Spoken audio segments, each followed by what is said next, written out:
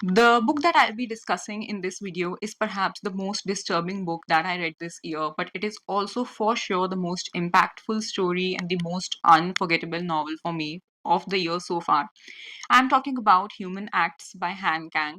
Han Kang is a South Korean author and she's more famously known for her novel The Vegetarian, and she became popular when she won the latest Nobel Prize for Literature.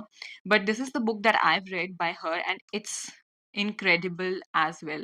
So in this video, we are going to dive into an in-depth review of this book. So let's get started. So first of all, let me give you an overview of the plot so you have an idea of what I'm talking about.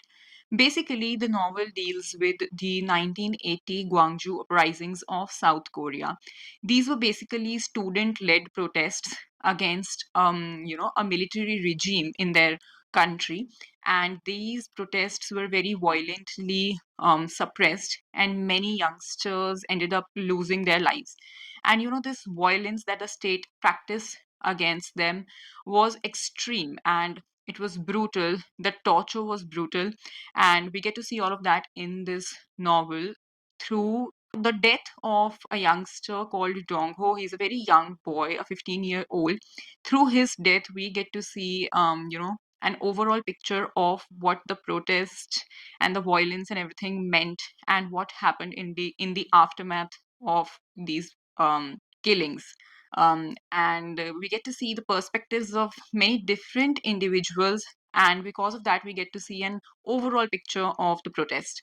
Now, let us start talking about why I ended up loving the book so much. So, first of all, yes, it definitely requires a trigger warning because the descriptions of violence in the book are very graphic, very raw, but also very brave. And this bravery in the writing of Han Kang is what made the book a 10 on 10 for me. So there were places where the way the descriptions of the violence were so graphic that I literally had to close the book and take a deep breath and, tell myself that um, this is real. This has happened to someone, and that's how impactful her writing is. It's not going to leave your mind. So, yes, the details are not for the weak hearted for sure, but I think this kind of writing is also necessary to tell the world of the kind of brutality that was practiced against such young people. Another reason why I love the book so much is because, we often think that fiction is a form of escapism, or people call fiction books, time pass. But this book is a proof that fiction is much more than that. So for me, what it did was it opened up a chapter in the history of the world for me that I would otherwise I would have never visited. I would never have read about it, heard about it in my part of the world. So we kind of live in our own bubbles, and in such cases even fiction becomes a very strong vehicle, of telling us of the stories, experiences, problems, troubles of people in different parts of the world that we would never maybe visit or get to see, get to know, or get to hear from. So this is a book.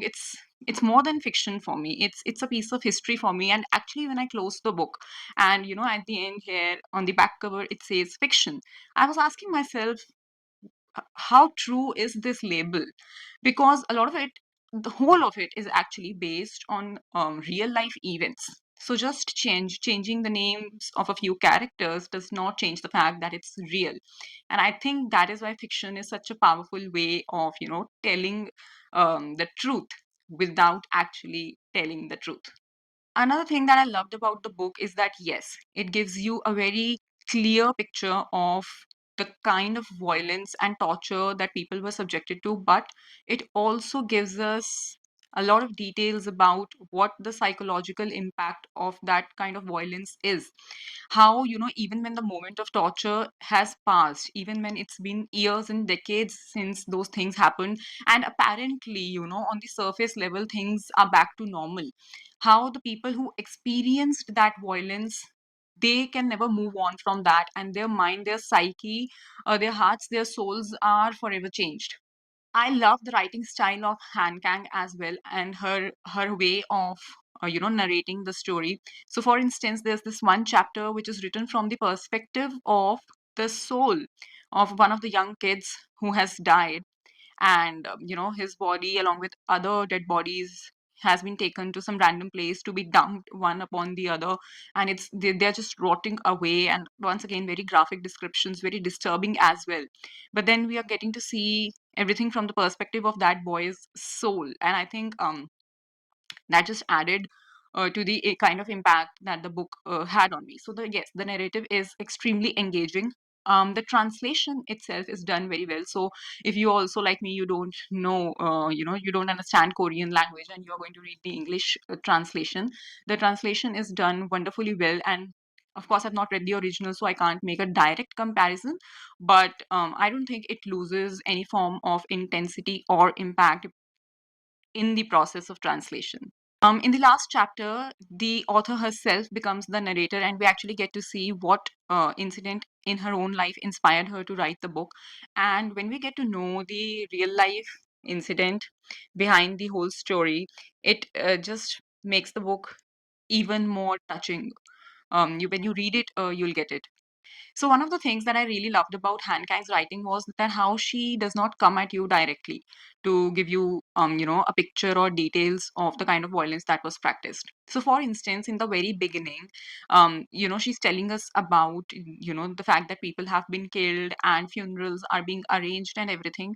Now, instead of giving you a number, or instead of telling you the scale at which the state-led violence was practiced against the citizens, she gives you a very small line which says that the city had run out of coffins. And that was the first point where I just stopped and I felt that, her writing is remarkable. And yes, she does deserve a Nobel Prize. And this is just one of the incidents that I'm talking to you about. There are many, many more examples in the book of her amazing talent for writing. And as a writer myself, I'm so inspired after reading her book. So, my final thoughts are that, is this book disturbing? Yes, extremely disturbing. Is it going to make you flinch? Yes, it's going to make you flinch. It's going to make you cry as well. It's going to give you sleepless nights, maybe, if you tend to overthink like me. But I would still say that this is a book which is important. This is a book which is necessary, even if you're not a Korean. Just as a citizen of the world, I think this is an important book because it opens up your mind and makes you think about your own country, your own politics, your own regime under which you're living, maybe in a good, in a bad, in whatever way, but it definitely makes you think. And I think when a book makes you think, it has, served its purpose. So 10 on 10, highly, highly, highly recommended. If you like such bookish videos, make sure you hit the subscribe button, the like button, because I keep on making such content very regularly on my channel. So if you subscribe, you'll not be missing out on my further uploads. I'll see you in my next one. Bye bye.